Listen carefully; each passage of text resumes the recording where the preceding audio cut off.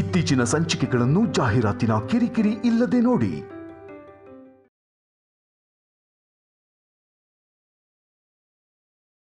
Thank you. Actually ನಮಗೆ ಯಾವ ಥರ ಆ್ಯಪ್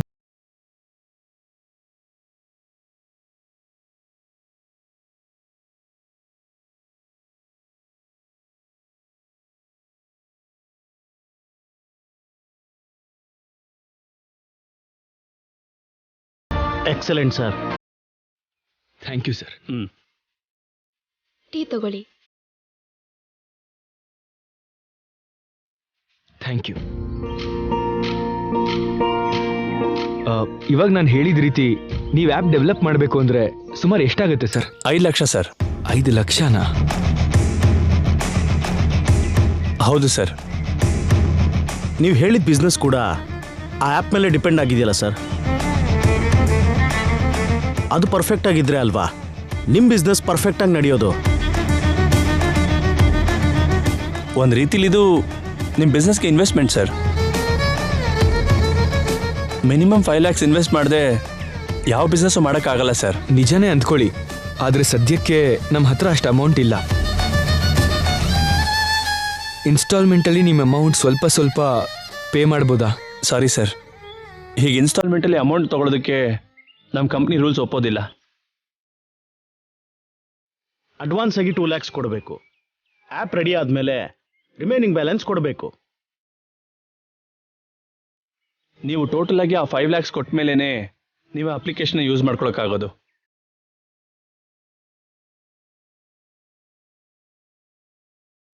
ಹೋಗ್ಲಿ, ಒಂದು ಕೆಲಸ ಮಾಡೋಣ ಸರ್. ಹೇಳಿ ಸರ್. ನೀವು ನಮ್ಮ ಜೊತೆ ಪಾರ್ಟ್ನರ್ಸ್ ಆಗಿ ಜಾಯಿನ್ ಆಗ್ತೀರಾ? ಈ ಬಿಸ್ನೆಸ್ಸಿಗೆ ಸಂಬಂಧಪಟ್ಟಿರೋ ಐಡಿಯಾ ಏನಿದೆಯೋ ನಮ್ಮ ಬಂಡವಾಳ ಅನ್ಕೊಳ್ಳೋಣ. ಆ್ಯಪ್ ನಿಮ್ಮ ಬಂಡವಾಳ ಆಗಿರಲಿ. ಪಾರ್ಟ್ನರ್ಸ್ ಆಗಿ ಸೇರಿ ಬಿಸ್ನೆಸ್ ಮಾಡೋಣ, ಏನಂತೀರಾ? ಸಾರಿ ಸರ್, ಕಸ್ಟಮರ್ ಜೊತೆ ಪಾರ್ಟ್ನರ್ಶಿಪ್ ಮಾಡೋದಕ್ಕೆ ನಮ್ಮ MD ಒಪ್ಕೊಳ್ಳೋದಿಲ್ಲ. ನಿಮ್ಮ ಅಮೌಂಟ್ ರೆಡಿ ಆದಮೇಲೆ ಅಡ್ವಾನ್ಸ್ ಕೊಡಿ, ಆಗಲೇ ಬಿಸ್ನೆಸ್ ಸ್ಟಾರ್ಟ್ ಮಾಡೋಣ. ಬರ್ತೀನಿ ಸರ್.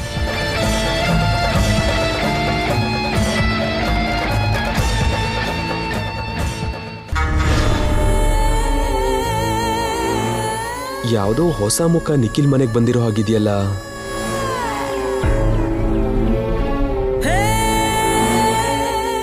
ಯಾರಿರ್ಬೋದು ನೋಡೋಣ. ಏನ್ರಿ ಹೀಗಾಯ್ತು? ಒಳ್ಳೆ ಬಿಸ್ನೆಸ್ ಮಾಡೋ ಐಡಿಯಾ ಮಾಡಿದ್ವಿ, ಆದ್ರೆ 5 ಲಕ್ಷ ಕೊಡದೇ ಇದ್ರೆ ಆ ಬಿಸ್ನೆಸ್ ಸ್ಟಾರ್ಟ್ ಮಾಡಲ್ಲ ಅಂತ ಹೇಳಿದ್ದಾರೆ. ಏನ್ ಮಾಡ್ಬೇಕು ಅಂತ ಅರ್ಥನೇ ಆಗ್ತಿಲ್ಲ ರೀ. ನನಗೂ ಅದೇ ಅರ್ಥ ಆಗ್ತಿಲ್ಲ ತುಳಸಿ. ಈಗಿಂದೀಗ 5 ಲಕ್ಷ ಅಂದ್ರೆ ನಾವೆಲ್ಲಿಂದ ತರೋದು? ನಮಗೆ ಯಾರು ಕೊಡ್ತಾರೆ? ವಂಜಾಕ್ಷಿ ಅದಕ್ಕೆ ಹತ್ರನೇ ಸಾಲ ಕೇಳಿ ನೋಡ್ತೀರಾ? ಅರ್ಜೆಂಟಾಗಿ ಇವರಿಗೆ 5 ಲಕ್ಷ ಬೇಕಾಗಿದೆ ಅಂತಾಯ್ತು. ಈಗೇನಾದ್ರೂ ಅಕ್ಕ ಇವ್ರಿಗೆ 5 ಲಕ್ಷ ಕೊಟ್ಲು ಅಂದ್ರೆ ಇವ್ರು ನನ್ನ ಕೈಯಿಂದ ಜಾರು ಹೋಗ್ತಾರೆ. ತುಳಸಿನ ಬಾಸ್ ಹತ್ರ ಕರ್ಕೊಂಡು ಹೋಗೋಕ್ಕಾಗಲ್ಲ. ಇವ್ರಿಗೆ ದುಡ್ಡಿನ ಅಗತ್ಯ ಇಲ್ದಿದ್ರೆ ನನ್ನ ಕೆಲಸ ಈಸಿಯಾಗಲ್ಲ. ಏನು ಮಾಡಲಿ ಈಗ? ಹಾಂ, ಅಕ್ಕನ ಹತ್ರ ಹೋಗಿ ಸಾಲ ಕೊಡ್ಬೇಡ ಅಂತ ಹೇಳಬೇಕು.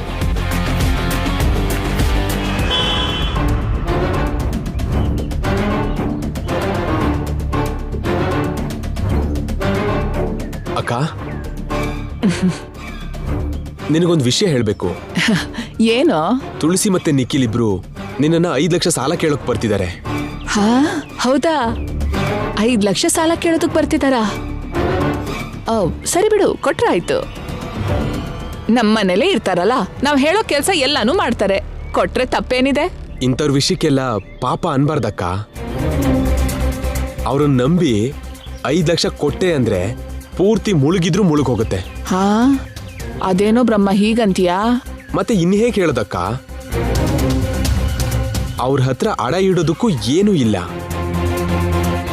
ಕಡೆ ಪಕ್ಷ ಅವ್ರ ಅಡ್ರೆಸ್ ತಿಳ್ಕೊಳ್ಳೋದಕ್ಕೆ ಅವ್ರ ಹತ್ರ ಆಧಾರ್ ಕಾರ್ಡ್ ಕೂಡ ಇಲ್ಲ. 5 ಲಕ್ಷ ಸಾಲ ತಗೊಂಡು ಯಾವುದೋ ಮಧ್ಯರಾತ್ರಿಲಿ ಓಡ್ ಹೋದ್ರು ಅಂತ ಅನ್ಕೋ, ಆಗೇನ್ ಮಾಡ್ತೀಯಾ? ಅಂದ್ರೆ ಅವ್ರು ಹಾಗೆ ಮಾಡ್ತಾರೆ ಅಂತೀಯಾ? ಮಾಡ್ತಾರೆ ಅನ್ನೋದು ನನ್ನ ಉದ್ದೇಶ ಅಲ್ಲಕ್ಕ.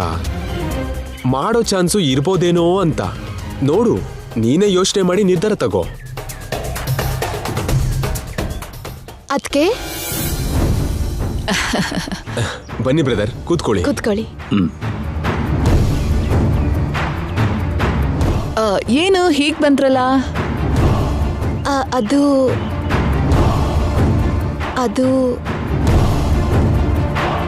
ನಮ್ಮ ಅಕ್ಕನ ಹತ್ರ ನಾಚಿಕೆ ಯಾಕೆ? ಹೇಳಮ್ಮ. ಅವಳಿಗೇನೋ ನಾಚಿಕೆ ಇರ್ಬೇಕು. ಹೋಗ್ಲಿ, ನೀನ್ ಹೇಳಪ್ಪ. ಏನಿಲ್ಲ ಅಕ್ಕ, ನಮ್ಗೆ 5 ಲಕ್ಷ ಸಾಲ ಬೇಕಿತ್ತು. 5 ಲಕ್ಷ ಮಾತ್ರ ಅಲ್ಲ, 10 ಲಕ್ಷ ಬೇಕಾದ್ರೂ ತಗೋ, ನಾನ್ ಕೊಡಲ್ಲ ಅಂತೀನಾ? ಇದೇನು ಬೇಡ ಅಂದ್ರೂ ಕೂಡ ದುಡ್ಡು ಕೊಡಕ್ ರೆಡಿ ಆಗಿದ್ದಾಳೆ. ಥ್ಯಾಂಕ್ ಯು ಅಕ್ಕ, ಥ್ಯಾಂಕ್ ಯು ಸೋ ಮಚ್. ನಮ್ಮಲ್ಲಿ ಥ್ಯಾಂಕ್ಸ್ ಯಾಕಪ್ಪ? ಅದ್ ಸರಿ, 5 ಲಕ್ಷ ಸಾಲ ಕೊಡ್ಬೇಕು ಅಂದ್ರೆ ಅಡ ಇಡೋದಕ್ಕೆ ನಿಮ್ಮ ಹತ್ರ ಏನಿದೆ?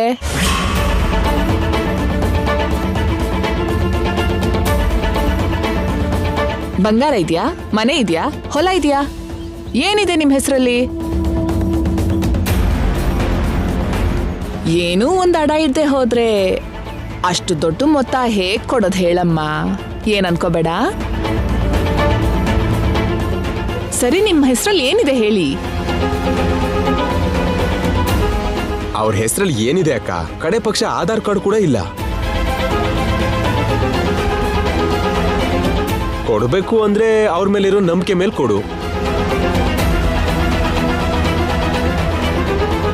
ನಂಬಿಕೆ ಇದ್ರೆ ಸರಿ ಹೋಗಲ್ಲ ಬ್ರಹ್ಮ. ಅಡ ಇಡೋದಕ್ಕೆ ಏನಾದ್ರೂ ಬೇಕಲ್ಲ? ನೋಡಪ್ಪ ನಿಖಿಲ್, ನಮ್ ಮನೆಗ್ ಬಂದ್ಮೇಲೆ ತಮ್ಮ ಆಗಿರೋ ನಿಂಗ್ ಮಾತ್ರ ಅಲ್ಲ, ಸ್ವಂತ ತಮ್ಮ ಆಗಿರೋ ಇವನ್ಗೂ ಅಷ್ಟೇ. ಅಡ ಇಟ್ಕೊಳ್ದೆ ಸಾಲ ಕೊಡಲ್ಲ. ಸಾರಿ. ಪರವಾಗಿಲ್ಲ ಅಕ್ಕ. ಬಾ ತುಳಸಿ.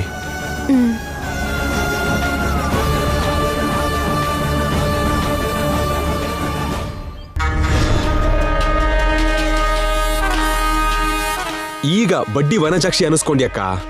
ಈಗ ಅನ್ಸದ್ನಾ? ಅಂದ್ರೆ ಇಲ್ಲಿವರೆಗೂ ಸಾಲದ್ ಸಿಂಗಾರಮ್ಮ ಅನಿಸ್ತಿದ್ನಾ?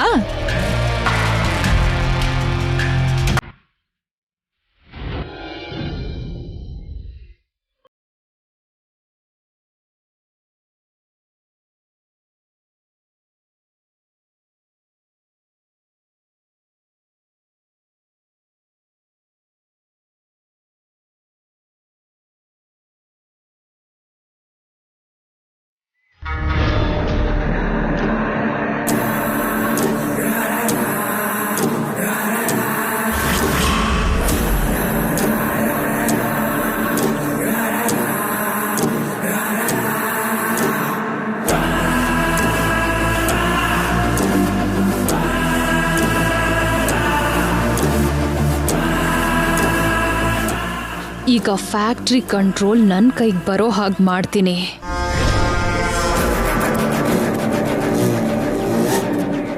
ಹೌದಾ? ನನ್ನ ಭಾವ ಊರಲ್ಲಿಲ್ಲ. ಓಕೆ ಓಕೆ, ಅವ್ರು ಬಂದ ಕೂಡಲೇ ಹೇಳ್ತೀನಿ.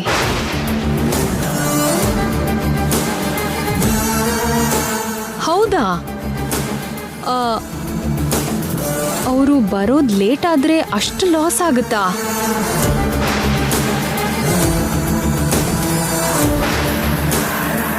ಸರಿ, ನಾನು ಮಾತಾಡ್ತೀನಿ.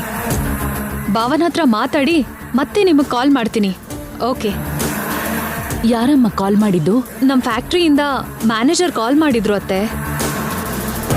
ಫ್ಯಾಕ್ಟ್ರಿ ವ್ಯವಹಾರ ಬಿಟ್ಟು ಭಾವ ಕೋಲ್ಕತ್ತಾಗ ಹೋಗಿದಾರಲ್ಲ, ಇಲ್ಲಿ ಪ್ರೊಡಕ್ಷನ್ ಕೆಲಸ ಎಲ್ಲ ಲೇಟ್ ಆಗಿದೆಯಂತೆ. ಹಾಗೆ ಲೇಟ್ ಆದ್ರೆ ನಮಗ್ ತುಂಬಾ ಲಾಸ್ ಆಗುತ್ತೆ ಅಂತಿದ್ದಾರೆ ಮ್ಯಾನೇಜರ್.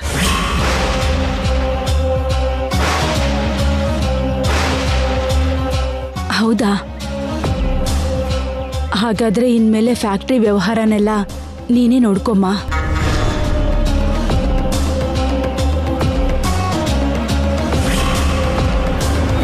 ಅಶೋಕ್ ಕಲ್ಕತ್ತಾದಿಂದ ಬರೋಕೆ ಲೇಟ್ ಆಗತ್ತೆ ಅಂತ ಹೇಳಿದ್ನಲ್ಲ, ಅಲ್ಲಿ ತನಕ ನೀನೇ ನೋಡ್ಕೊಮ್ಮ.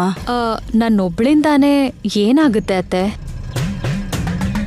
ಅಲ್ಲಿ A1 ಮಸಾಲಾ ಕಂಪ್ನಿ ಕೆಲಸ, ಇಲ್ಲಿ ವಸಂತ ಮಸಾಲಾ ಕಂಪ್ನಿ ಕೆಲಸ ಎರಡೂ ನೋಡ್ಕೋಬೇಕು ಅಂದ್ರೆ ಸ್ವಲ್ಪ ಕಷ್ಟ ಆಗ್ಬೋದು.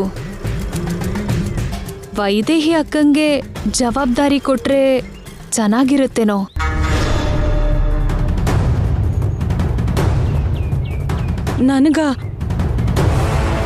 ನನಗೆ ಮನೆ ಕೆಲಸ ಮಾಡೋಕೆ ಬರುತ್ತೆ ಅಷ್ಟೆ, ಆಫೀಸ್ ಕೆಲಸ ಎಲ್ಲ ಮಾಡೋಕೆ ಬರಲ್ಲ. ಹೀಗಂದ್ರೆ ಹೇಗಕ್ಕ?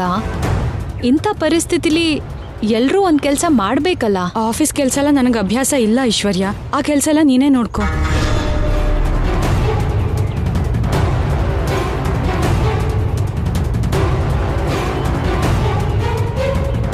ಹೌದು ಐಶ್ವರ್ಯ, ನೀನೇ ನೋಡ್ಕೋಬೇಕು. ಎರಡೂ ಕಂಪ್ನಿ ಕೆಲಸನೂ ನೀನೇ ನೋಡ್ಕೋಬೇಕು. ಮಾಡ್ಬೇಕಾತ್ತೆ?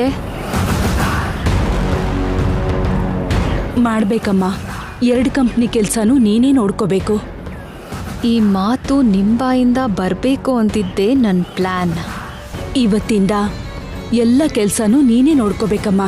ನೋಡ್ಕೋಬೋದು ಅತ್ತೆ, ಆದರೆ ಚಿಕ್ಕ ಪ್ರಾಬ್ಲಮ್ ಇದೆ. ಏನಮ್ಮ? ಕಂಪ್ನಿಗೆ ಸಂಬಂಧಪಟ್ಟಂಗೆ ನಾನು ಯಾವ ಡಿಸಿಷನ್ ತಗೊಳಕ್ಕೂ ನನಗೆ ಅವಕಾಶ ಅಧಿಕಾರ ಇಲ್ವಲ್ಲ.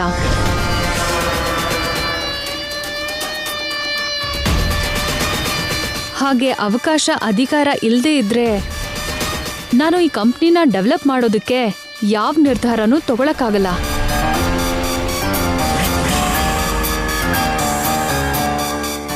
ಹಾಗಾಗಬೇಕು ಅಂದರೆ ಮಾವ ನನಗೆ ಪವರ್ ಆಫ್ ಅಟರ್ನಿ ಕೊಡಬೇಕು.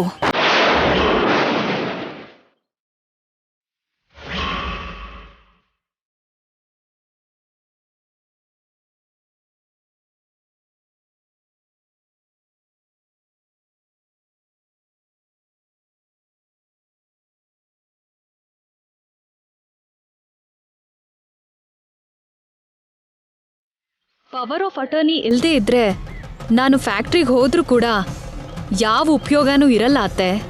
ಹೌದಾ? ಹಾಗಾದ್ರೆ ಈಗಲೇ ಪವರ್ ಆಫ್ ಅಟಾರ್ನಿ ರೆಡಿ ಮಾಡ್ಸಮ್ಮ. ಪವರ್ ಆಫ್ ಅಟಾರ್ನಿ ರೆಡಿ ಮಾಡಿಸಿದ್ರು ಕೂಡ ಮಾವಂಗೆ ಸೈನ್ ಮಾಡೋಕ್ಕಾಗಲ್ವಲ್ಲ ಅತ್ತೆ?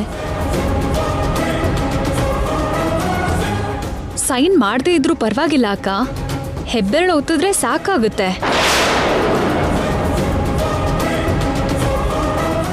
ಸೈನ್ ಮಾಡದೇ ಇರೋ ಪರಿಸ್ಥಿತಿಲಿ ತಮ್ಮ ಸೈನ್ ಕೂಡ ಮಾಡಬಹುದು. ಹಾಗಾದ್ರೆ ಇನ್ನೇನಮ್ಮ, ಆ ಏರ್ಪಾಡು ಮಾಡ್ಕೊ. ಹಾ,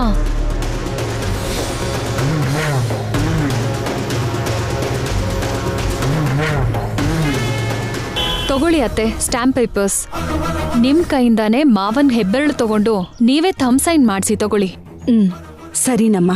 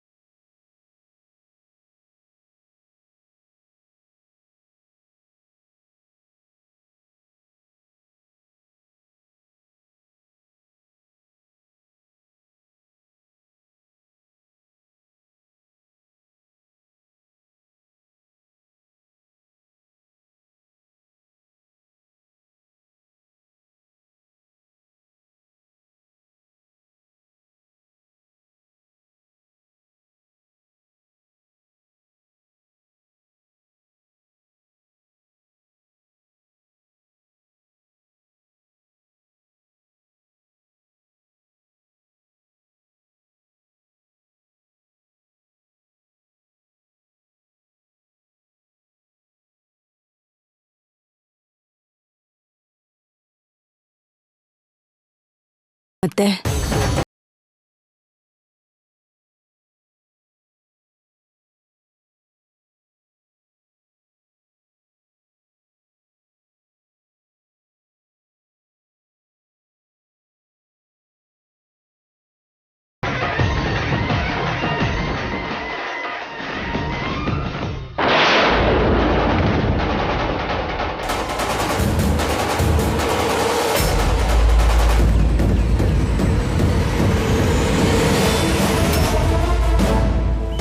ತಗೊಳ್ಳಮ್ಮ.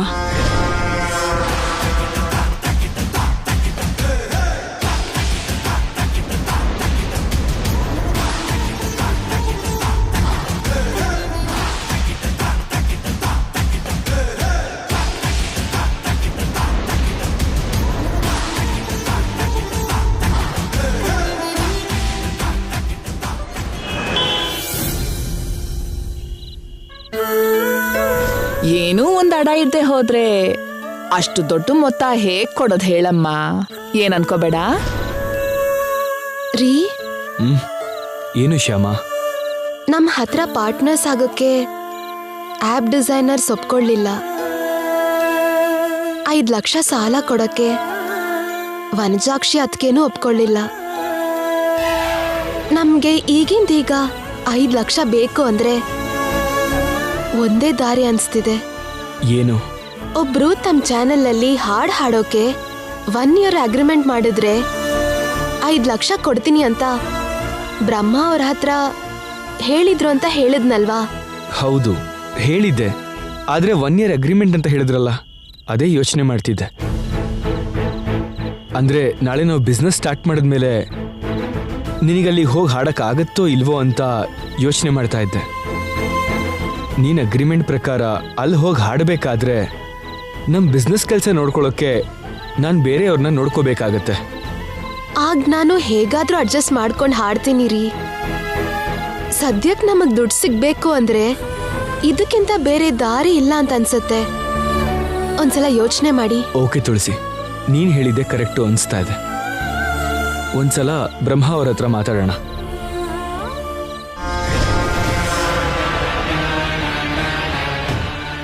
Hello brother. ಬಂದೆ ಬ್ರದರ್. ಹೇಳಿ ಬ್ರದರ್. ಅದೇ ಬ್ರದರ್, ಅವತ್ತು ಕೇಳ್ದಂಗೆ 1 year ಅಗ್ರಿಮೆಂಟ್ ಮಾಡ್ಕೊಳ್ಳೋಣ ಅನ್ಕೋತಿದ್ದೀವಿ. ಹೌದಾ? ಎಂತ ಗುಡ್ ನ್ಯೂಸ್ ಹೇಳಿದ್ರಿ ಬ್ರದರ್. ಆಕ್ಚುಲಿ ನಾನೇ ಈ ವಿಷಯದ ಬಗ್ಗೆ ಹೇಳಬೇಕು ಅನ್ಕೊಂಡಿದ್ದೆ. ದುಡ್ಡಿಗೋಸ್ಕರ ಅವ್ರ ಸುತ್ತ ಇವ್ರ ಸುತ್ತ ತಿರುಗೋದ್ರ ಬದಲು ಹಾಯಾಗಿ ಅಗ್ರಿಮೆಂಟ್ ಮಾಡಿ ಆರಾಮಾಗಿ 5 ಲಕ್ಷ ತಗೋಬೋದಲ್ಲ ಅಂತ. ನೀವೇ ಆ ನಿರ್ಧಾರಕ್ಕೆ ಬಂದಿದ್ದು ಖುಷಿ ಆಯ್ತು. ಆ MD ಹತ್ರ ಮಾತಾಡಿ ಅಗ್ರಿಮೆಂಟ್ಗೆ ಏರ್ಪಾಡು ಮಾಡ್ತೀನಿ. ಅಯ್ಯೋ, ನಮ್ಮಲ್ಲಿ ಥ್ಯಾಂಕ್ಸ್ ಯಾಕೆ ಬ್ರದರ್?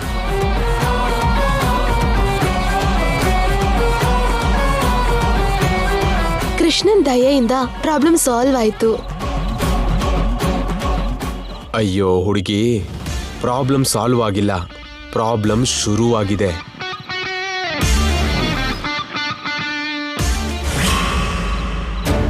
ಏನ್ ಮೇಡಮ್ ನೀವ್ ಹೇಳ್ತಿರೋದು?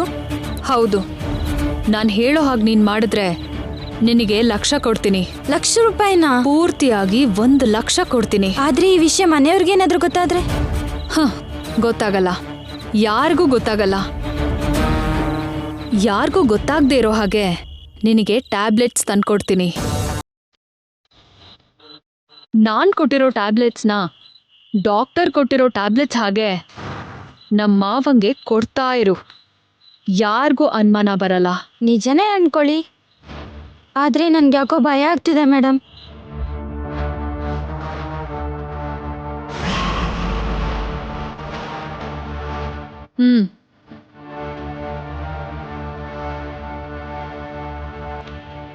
ಈಗ ಧೈರ್ಯ ಬಂತಾ? ಓಕೆ ಮೇಡಮ್, ನೀವು ಹೇಳ್ದಾಗೆ ಮಾಡ್ತೀನಿ. Good, very good. ಚೆನ್ನಾಗಿ ಬೆಳಿತ್ಯಾ, ಹೋಗಿ ಕೆಲಸ ನೋಡ್ಕೊ. ನರ್ಸ್ನ ಬೈ ಮಾಡಾಯ್ತು. ಆ ಮುದ್ಕ ಇರೋ ತನಕ ಹಾಗೆ ಜೀವಂತ ಶವವಾಗಿರ್ತಾನೆ. ಪವರ್ ಆಫ್ ಅಟರ್ನಿ ಸಿಕ್ಕಾಯ್ತು. 2 ಕಂಪನಿ ನನ್ನ ಗ್ರಿಪ್ಪಲ್ಲಿರುತ್ತೆ. ಇನ್ನು ಈ ಮನೆಗೆ, ಫ್ಯಾಕ್ಟ್ರಿಗೆ ನಾನೇ ಮುಕುಟ ಇಲ್ದಿರೋ ಮಹಾರಾಣಿ.